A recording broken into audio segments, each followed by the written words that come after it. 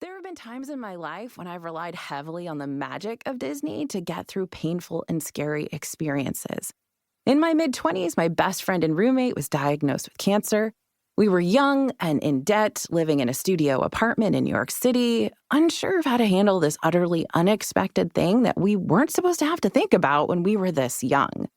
We happened to already have a cheap, budget-conscious trip to Disney World on the calendar, and it fell the week after the biopsy that confirmed her cancer.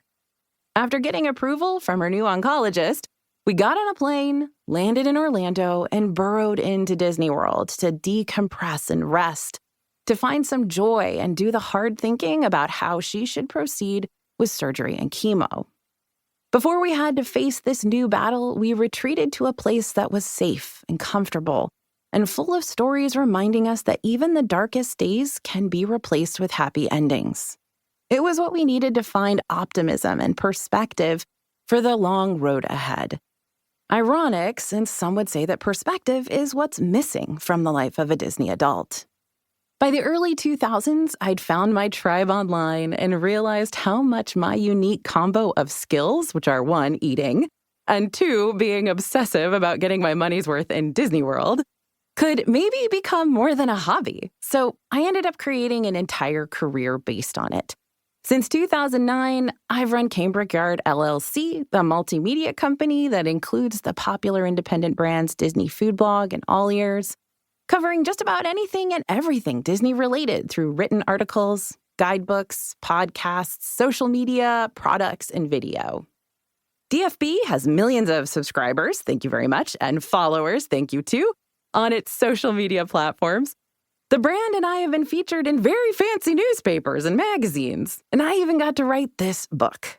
I get up in the morning with a goal to make sure nobody wastes the thousands of dollars they're going to commit to spending at the most magical place on Earth.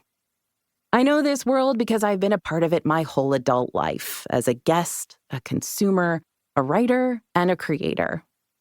But I also understand that the true story is much more nuanced than just a single perspective.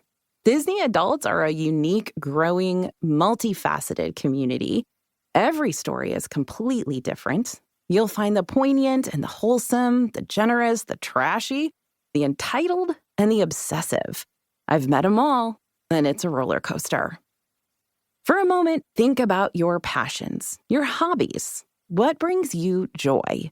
What is the thing you wish you were doing instead of going to work on Monday morning? For millions of adults, that thing is the world of Disney. These are grown-ups who derive singular, almost obsessive joy from all things Disney.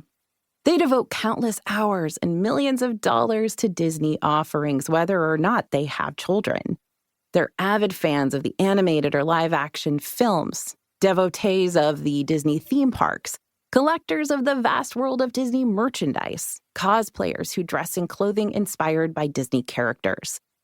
Their ranks are so large and their cultural impact so distinct that they have their own moniker, Disney adults, and are an economic force unto themselves.